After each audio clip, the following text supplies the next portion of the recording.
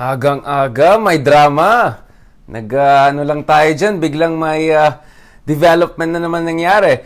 Are we surprised or are we not surprised? Well, admittedly, dun sa issue kay Bongo, I was thinking siguro tatagal pa siya a little bit in the race to think about yung competitiveness niya, no? Kasi siguro, Bongo, because reportedly Bongo has withdrawn na his candidacy for the presidency, and you would have thought na medyo siguro tatagal pa siya in the race a bit to see yung numbers niya, anong mangyayari dun sa mga latest surveys na lalabas, especially next month, or actually in few days, no? Or weeks, yung fourth quarter ng Pulse Asia among others, no? But mukhang siguro the calculation was the viability factor was not as strong as they wanted. So mukhang nag-back out na si Bongo. So I think, to be honest, I was thinking siguro tatagal pa siya ng konti, no? They'll test the waters, they'll see how competitive he is bago mag-back out, no? But mukhang ito na nangyari earlier than expected perhaps. Not totally surprising, but mukhang earlier than expected. Kasi nga, di ba, ito na nga isn't it interesting? Just few months ago, yung Duterte tandem ay supposedly shoe-in na for, the next administration. And then, of course, next to Sara, or some would say ahead of Sara, actually yung mas preferred pa ni Pangulong Duterte ay si Bongo, no? To be his successor. So medyo may pagka-democracy na Putin-Medvedev style din doon. Now, if you look at it, neither of the anointed successors of the president or preferred successors of the president are in the presidential race anymore. Sara, she's no longer the presidential race. Nag-slide down siya sa vice presidential race. And now, mukhang even Bongo is out of the race, no? So, that means maybe he's not the best strategist. But, who's gonna benefit from this? My argument is that ang maging biggest winner ng itong latest plot twist or development is actually Isko Moreno. Ang basa ko dito is Isko Moreno is increasingly emerging as the preferred candidate of a lot of Duterte supporters or Duterte stalwarts who do not necessarily want Bongbong Marcos to become the next president. So I won't be surprised if Bongo will back the Isko camp, whether openly or not. Let's see. And you have the Cayetanos also. Mukhang they're gonna support Isko. I think there was a meeting between Isko Moreno and one of the Cayetanos not long ago.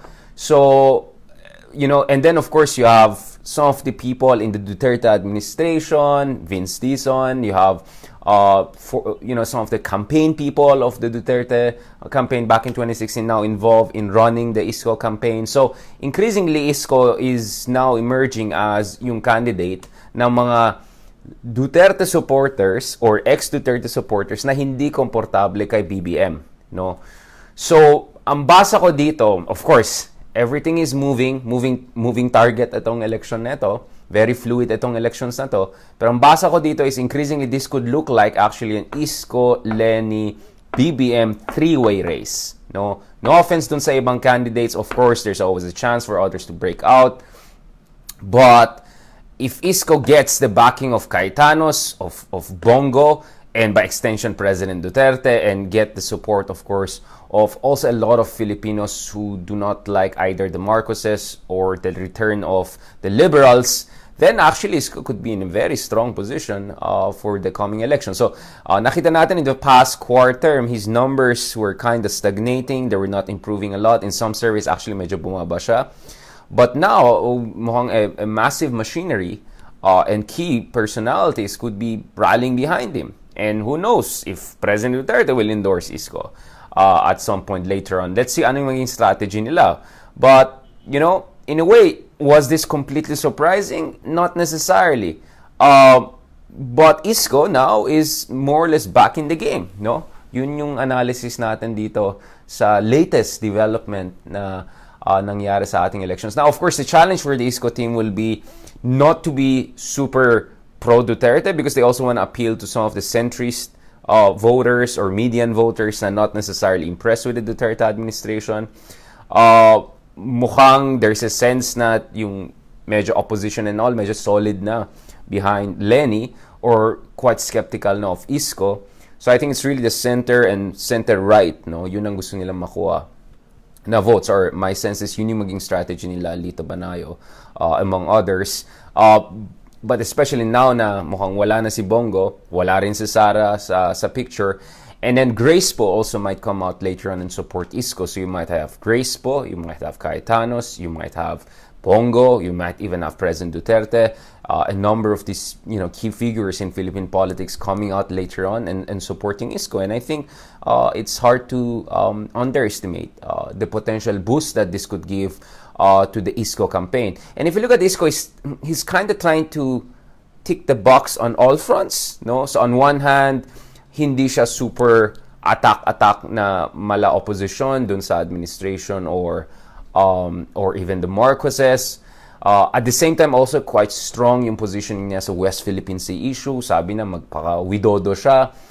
So may pagka-populist posturing there. At the same time, of course, Isko is also saying he's going to be a healing president, focus on technocratic solutions dun sa mga problema na ating bansa. So it's a very interesting. Very interesting. So in a way, I think the parallel with Macron is even more pronounced now. Because if you remember when Macron ran for the French presidency, he was actually serving in the cabinet of Hollande. But the way he positioned himself was kind of like independent and different, or improvement of the status quo. And in a way, you could see that Isko kind of can do that. I mean, not necessarily Duterte's candidate. I don't think that's how he wants to position himself. But at the same time, mukhang may pagka-populism light, or may pagka-polite populism, or what I have a new piece coming out also, technocratic populism. Mukhang yun ang magiging approach ni Isko. So calibrated continuity, so both continuity and change. Mukhang yun ang magiging combination ng messaging ng Isko camp. Isko may have made certain moves that were not optimal in the past few weeks or months. Medyo siguro expected yan with the disappointment that siguro he had genuinely with LENI coming into the race and essentially making it hard for him to get votes from the other side. But I think the game plan, which is get the votes in the center, the median voters, and also get the vote on the right side to a certain degree, or Duterte supporter side, that could work. So I think there's the element of Grace Poe, that kind of centrist median voter support. There's also the Cayetano element, which is strong against BBM but pro Duterte. And then of course, you may have even President Duterte or Bongo putting their might behind the Isko campaign. So that could be very, very interesting. Now, obviously, this is the big picture. How is this going to translate in different battlegrounds, no? And swing states, sorry for using kind of this American style of approaching it. How is this going to, for instance, translate doon sa Visayas? How is this going to translate, especially sa Mindanao? Because Bongo is the Mindanao guy, supposedly. Now, of course, Pacquiao may calculate that this could give him some chance to become the candidate of Mindanao. But, I won't be surprised if Bongo and other administration-aligned elements will try to also help Isko doon sa Mindanao so that he improves these numbers. Kasi napakahina ni Isko sa Mindanao. It's like he has been like seesawing between 2 to 5% or something like that, if I'm not mistaken. He has been doing pretty okay in Visayas. So even if he may not get the Governor Garcia's the one Cebu kind of endorsement, medyo heterogeneous naman yung voting blocks dyan across Cebu, even in the and across definitely Visayas area. So I think Isko is confident he can do pretty well in Visayas. Dito sa NCR, labanan niya with BBM. Mahina si LENI talaga dito sa NCR, and we can discuss why, but I have kind of touched on that in the past. So I think maging labanan dito sa Luzon is sa NCR, Balance Luzon. And Isko can be, quite optimistic or cautiously optimistic because if you remember, the other month, he had a speech dito sa Balance Luzon areas and he got some big endorsements, I think in Batangas among others. So if Batangas and Cavite go and rally behind Isko, he might have a good chance of actually beating BBM in this area and becoming the number one candidate here. So the next question will be, will Bong Go and President Duterte support Isko? And if they will do that, how openly? And how will that translate into yung support kay Isko sa Mindanao? No? So yun din ang dapat natin tignan. So this makes the race very, very interesting. And I think the fact that Marcos has been enjoying such a huge lead suddenly, 40 to 50% of the votes. I think that made certain minds on the other side, not necessarily in the opposition, but the other side, some of the Duterte side who are not happy with Marcos, potential Marcos presidency, it made them a little bit focus more. And I think they're looking at the field, and it looks Isko seems to be the most viable candidate that they will back. They could back, or they will back, for that matter. And the thing with Isko is that, I mean, to be fair to the guy,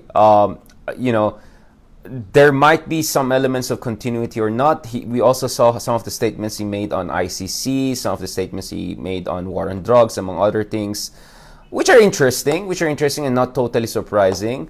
So mukhang he's trying to cover as much ground as possible to kind of sweep as much vote as he can. No? So mukhang yun ang Isko strategy. Will it work? Well, look at President Duterte in last elections. Hindi lang yung drug war yung issue niya. Actually, he talked about federalism. He talked about jet ski. He talked about many issues. Simultaneously, mas umikad lang siya dun sa drug war issue or to a certain degree jet ski issue.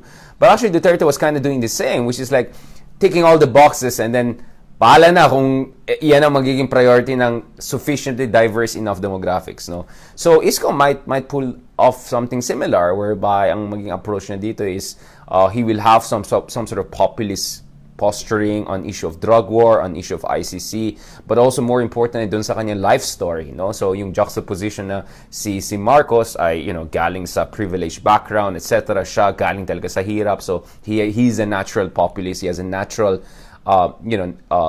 touch, and natural understanding, doon sa yung kalagayan ng mga ordinaryong Filipino. And then of course Isko also has a Bisaya background, both parents' side, if I'm not mistaken. So he's been playing that in Visayas region. He can also play that in parts of Mindanao because marami ring Bisaya doon. At the same time, of course, we see also Isko, coming out and saying, ang approach ko dito is technocratic, we are gonna adopt the pinaka best practices around the world para magkaroon tayo ng sapat evidence-based solutions sa mga iba't ibang problema. So I think yun ang magiging approach ni Isko. Whether it will work or not, I don't know, right? But I see some echoes of what was happening in 2016 here, and it might just work, So now I think if you're in the LENI camp, you might also want to look at what surge the Isko camp could experience in the coming months or so. And mukhang, again, things could change. Pacquiao, let's see what moves he will make in Mindanao. Senator Lacson has been quite aggressive. Billboard king na. Ang dami niyang billboard, di ba? And ang dami niyang advertisement sa YouTube among others. Purong si Senator Lacson na nakikita ko eh. Let's see. But, as things stand, yung alignment of forces, yung balance of forces on the ground, and increasingly online, kung makikita mo, mukhang nagiging three-way race na ito. So let's see how Leni's camp will also respond to this, and how the Bong Go Marcos camp will also respond to this development, especially if yun nga a lot of Duterte administration stalwarts actually rally behind Isko. And then plus meron ka pang other people like Grace Po, among others who are not from the Duterte side but more from the center side, who might also come and try to rally votes for Isko. So this is a very interesting race. This is a very interesting race. So, maybe if you're the Marcos camp, you will not be as confident as you were just, a few days ago now. Because Isko has huge potential to actually have a surge in his numbers right now. Now, will it happen? I don't know. Let's see. But, we're talking about alignment of forces here. The alignment of forces at this point, if I'm going to take a snapshot, is now favoring Isko. Alright? I'll keep it there. May mga tanong ba kayo dyan bago tayo mag-lunch break? Yun nga siguro marami sa inyo gusto na mag-lunch break Garcia? Ano yun, Ivan? Well, I don't know what's gonna happen dun sa disqualification case. Meron kaming upcoming episode, interview namin with attorney Star El Amparo, on the issue of disqualification, ano yung mga differences, yung cancellation of certificate of candidacy versus disqualification, etc. Pag-usapan natin yan. And I'm gonna post it dito also sa Facebook and also of course on YouTube. Please follow me also there. Pag-usapan namin yan. But, in some crazy scenario, if Bongbong Marcos gets DQ'd, which for me is not that likely, but if that happens, then maging labanan dito is Isko versus LENI, which would be very interesting, right? People who just not long ago were talking about potential unity team. I mean, if BBM is out, this is going to be Isko versus LENI, and that's going to be a very interesting race, no? If ever that happens, no? Let's see. But hindi, malakas talagang BBM camp, and di ba yung parang half biro is baka silang mag-people power kung ma-disqualify si Bongbong Marcos considering na ang lakas ng lead niya. But, kung mag-search si Isko, I think he could eat into some of the base of Marcos, especially yung siguro yung mga gusto na si Sara or si Bongo maging president, they could gravitate towards Isko, no? So siguro Bongbong Marcos numbers could go down to 30-35%, then Isko could go up to 20-25%, and LENI could also stay in around 20-25%. Then the race will be very interesting, right? It will be three-way race, 30-25 ganon yung split, no? So range of 25 to 35, three candidates splitting it. That could be a very interesting race, no? So tingnan natin yan. So yun nga, this is how you do real-time analysis because parang isang piece lang tatanggalin mo, ang dami pang ibang, parang yung ripple effect niya ay grabe, di ba? Yung secondary at tertiary effects niya ay grabe. At yun ang maganda i-analyze, no? So this is game theory. Kumbaga, yan ang approach pag sa game theory analysis, no? You look at yung patterns of yung feedback loops na mangyari if one element or one variable changes. So one variable changes, multiple yung ripple effect niya, no? So in a way, siguro yung withdrawal ni Bongo could have that kind of ripple effect. So let's see. Very interesting. Very interesting. Again, I'm not saying this because I'm for this candidate or not. I'm just saying this makes the race more fluid, and I think, this is good for a democracy. You want the race to remain fluid. You want the race to have a certain degree of unpredictability so that there's also more pressure dun sa mga candidates na i-clarify yung kanilang position at they will fight harder for the votes, no? You want na the candidates will work hard, no? They have to earn it. They have to earn it. Hindi lang dahil sa pangalan ng family name mo or dahil galing ka sa isang partido or may pera ka lang, that doesn't mean you're entitled, no? To the votes of the Filipino people. You have to earn it. And now that mukhang magiging more competitive race, then more pressure on the candidates, more chance to get more clarification from them, better platforms from them, and hopefully more commitment from them to be better presidents, no? So yun, tignan natin yan. Any other questions?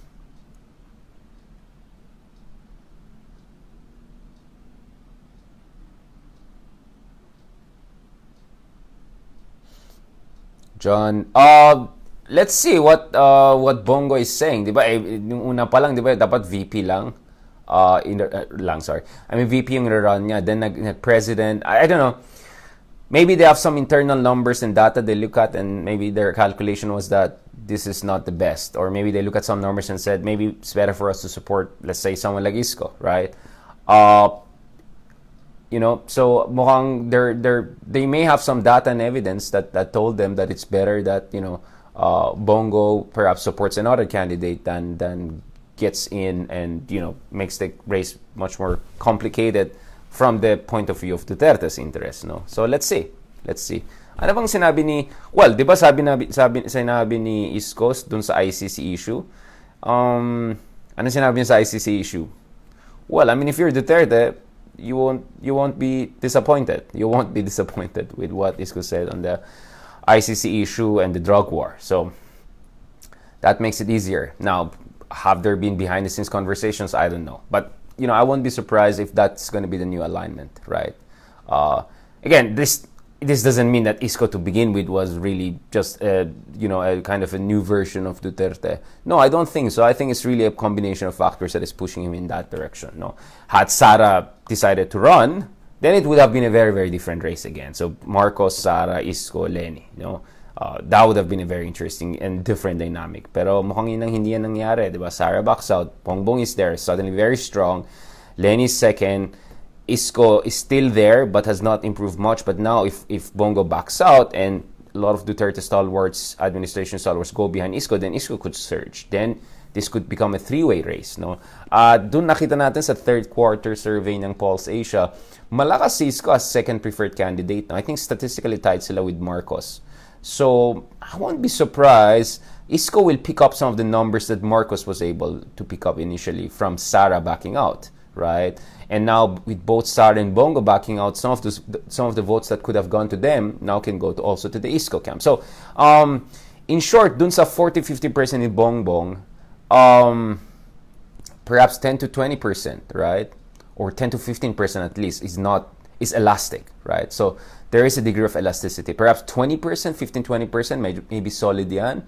But, between 10 to 20% could be elastic enough for Isko to make grounds there. Because, let's be honest, I don't think LENI can get yung mga strongly aligning towards BBM side, right? So maybe LENI can hope that if mag-back out yung other candidates, then that could benefit from her. But I think Isko, at least his team, feels more confident based on some of the data and based on some heuristic speculation na he can pick up some of the numbers there now and bring down siguro Marcos numbers to around 35%, 30%, and push his own numbers to 20-25%. That's very conceivable now.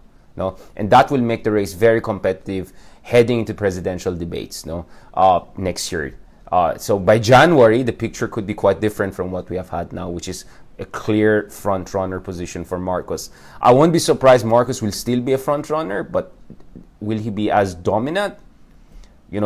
Probably not, right?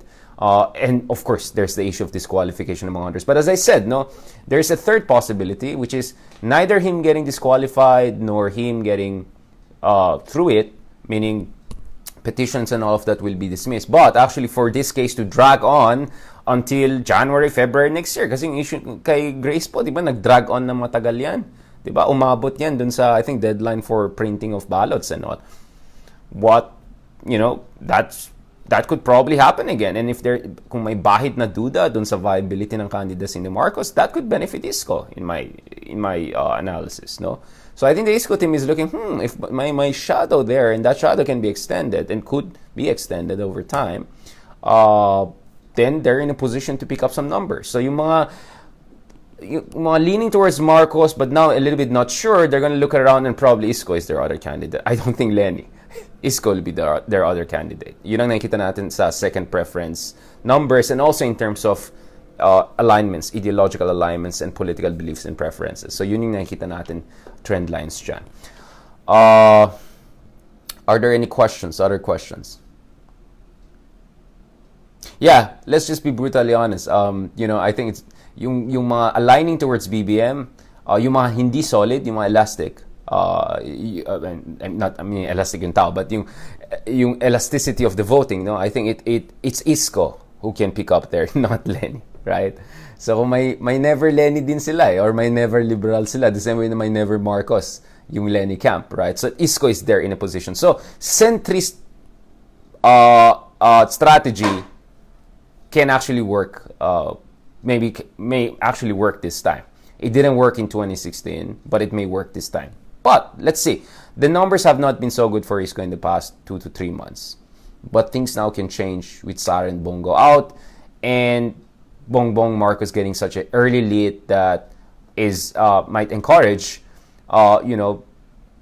more alignment behind Isko para Isko can come out and pick up some numbers there. Because as I said nga malabo makapick up si LENI dun sa mga hindi solid voters for BBM na so far they're kind of with BBM, but they could change and I think they could shift towards Isko. So that's why my contention now is Isko is the biggest winner with Bong Go reportedly out of the race and of course Sara is also out of the race, yeah.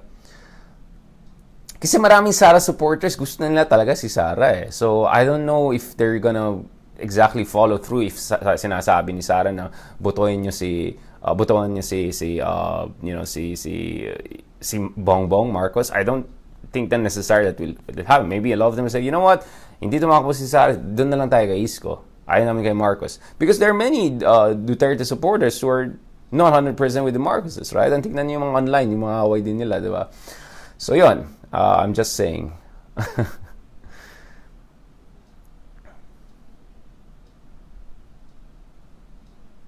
Yeah, dun sa tanong na Well, I think if Pacquiao and Lacson back out, it's possible that Lenny might pick up some numbers there. But I don't have the macro data, so it's even more conceivable that even Isko can benefit from them backing out. So let's see. Wala kasi tayong wala tayong precedence of tactical smart voting in an organized way. No, kung saan some of the candidates will withdraw later in the race, and then they'll openly endorse their more the other candidate, and then magkakaroon ng tactical and smart voting shifts. Parang wala tayong masyadong precedence niyan. But there's always a first for everything, right? So tingnan natin baka it could happen here. But I have to see more macro data to make a more definitive analysis here. But if you're Lenny's camp, you would like probably Isko's camp to have a surge at the expense of BBM, but not strong enough to push Lenny down or something like that, right? To make it an Isko versus Marcos kind of fight, right?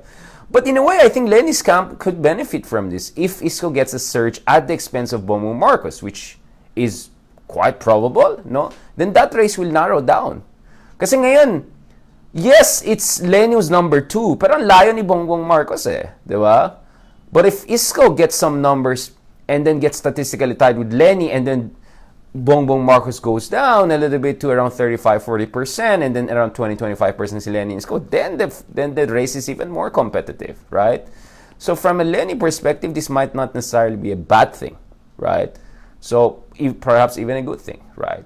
Pero yun nga, yung Bongo Pacquiao wall sa Mindanao, mukhang wala. So tingnan natin ang mangyari dyan if Pacquiao can pick up some numbers there. Right? Let's see. Or if Bongo and Duterte will help Isko to pick up numbers kasi ang hina niya sa Mindanao. So remember, a few months ago, parang meron tayong narinig na the Isko strategy of winning without Mindanao. Well, that could change if Bongo goes behind. If Bongo backs up Isko's campaign, right? So hindi lang kurot-kurot lang, they can actually have 10% or 15 or 20% or even more, no? Votes na pwede nilang kunin dyan sa Mindanao. So, let's see. So, I think there'll be some changes in strategy also. Depending on... Pero parang yun ang nakikita ko In fact, to be honest, yun yung sinasabi ko few days ago pa lang. So, medyo na-confirm lang yung alignment ng forces na foresee namin, no? So, yun. Now, hindi tayo Madam Auring, hindi tayo magtutolits marites dito. Hindi tayo magko-conspiracy theory o mga char at charot ng mga bloggers na iba dyan. We're not gonna do that. We're just all we're doing here is having an informed snapshot analysis. So I'm absolutely not gonna pretend to know what's gonna happen in February, March, etc., right? Or even on the disqualification issue. But this is how I think we should do analysis. We look at what we know, what are the alignment of forces, at what can we say based on a snapshot of the race at this point in time, and then how that could shape yung direction ng race in the next month or two, right? I think that's the best way to do it. That's the only credible way, in my opinion, to really do this. Yung mga iba na, yung mga kunyari may alam na, uy, may ganyan pasabog, may mga ganyan, wag kayo maniwala dyan, mga yan, marites lang mga yan. Walang alam yung mga yan. Right? You can't, whatever you say about the Philippines over the past few years, we are still a democracy in one way or another, right? So there's some inherent unpredictability pa rin in this race, and contingency, element of contingency, very important. So when you do analysis, you look at 3 things: structure, agency, contingency, right? These 3 factors. So yan ang ina-apply ko dito sa analysis dito. I look at broader alignment of forces, structural factors. I look at dun sa strategy ng mga candidates, but I also look at contingencies, yung mga biglang plot twists. Hindi yung maladrama na plot twist, yung talagang unexpected talaga ng plot twist that suddenly boosts one candidate at the expense of the other. So those are the 3 elements you have to look at, right? Contingency, agency, and structure. How the 3 interact. That's how we do political analysis. Hindi yung mga tolits, marites, may pasabog ako, may ganyan. Wag yan. Hindi yan. Chismis lang yan. It's trash yan. I'm sorry to say, yung mga ganyan. So yun. Any other question? Actually, I would expect the debates to be good. I'm cautiously optimistic. At least better than yung nangyari noong 2016. Ano mo sinasabi ni Duterte kay Marcos noon? Ano mo yung mga trash talk, ganun. I don't think it's gonna be that bad, right? Iba eh. I think this debate could be actually more interesting. Kita mo naman yung effort ni ano eh. Kita mo naman yung effort ni Isko, right? To have proper policy analysis. Kita mo naman yung effort ni Bong Marcos na hindi mapikon, to stay on message, to keep his cool. Kita mo naman yung effort ni LENI to give policy platform, proper analysis, vision, etc. Even si Pacquiao, kita mo naman. And of course, Senator Lacson, well, so far, siya yung nakikita ko sa YouTube all the time, no? Yung kanyang mga policy proposal. So actually, I'm pretty... And then may Calyodi ka pa, di ba? Si Calyodi, of course, dun sa labor issues, dun sa yung mga concern ng mga manggagawa, mga ganun. So I'm pretty optimistic. Actually, the debate could turn out well. Tignan muna natin sino mag-moderate yung mga debates na yan. Who knows? Baka, di ba? Ang mag-moderate yan. You never know, right? So let's see. Let's see sino mag-host, sino mag-moderate. But I am, just if I'm just gonna look at things on paper, things look good. Things look good. And so, excited ako for the debates. Mas excited pa ako kung maging close pa yung fight, mas competitive yung fight, no? Kasi, doon mo makikita na lahat ng candidates talaga mag-i-effort sila eh. Kasi close yung fight eh. Diba? At kita natin, nung 2016, debates did matter. Ang breakout star talaga ng debates, si Tatay Digong. Without a question, siya yung breakout star ng mga debates. Not because he had the best arguments, because of audience impact. And that's what populists do, right? Dito, meron kang Marcos, meron kang Isko, si LENI rin. She has been through so much, and I'm sure ready rin siya, ready to go, di ba? Dami excitement, may Calyodi ka, si Lacson din, mahusay mag-explain yan, mahusay din yung mga ibang policy conceptualization niya. Si Pacquiao, well, I mean, if he stays in the race and stays competitive enough, I won't be surprised Pacquiao will try to make arguments na ako dahil sa global network score, I can bring investors that wala naman siyang corruption or bahid na corruption dun sa kanyang record. He'll try to help people. So let's see, in fairness, no? I'm quite excited, to be honest, about the upcoming debates. Lala kung maging competitive yung race, no? Without, of course, prejudice to any specific candidates.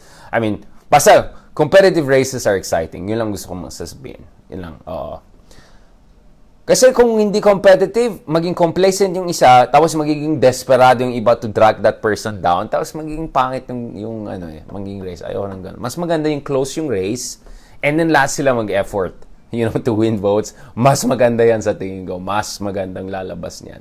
Mas exciting yan. Oo. Sana magaling yung mga mag-moderate, no, ng mga debates. At tingnan natin. Pag hindi ako nag-moderate one of the debates, I'm gonna do it live, no? Kung hindi ako sa studio. No. Tingnan natin kung doon sa studio analysis na ako sa media, or maybe habang nag-studio ako naka-on yung live ko dito sa tabi niyo. Tingnan natin.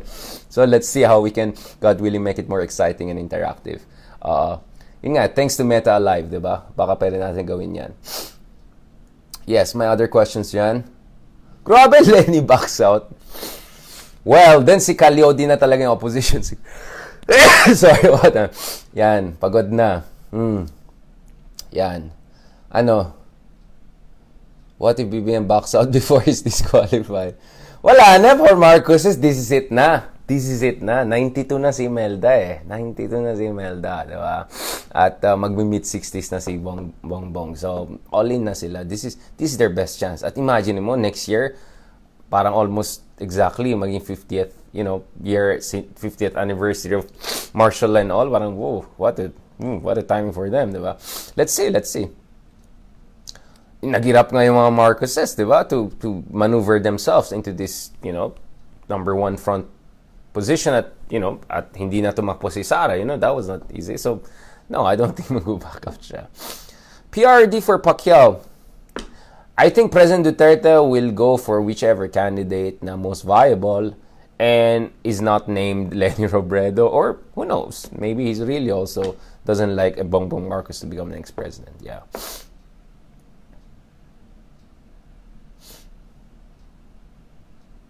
Ano yung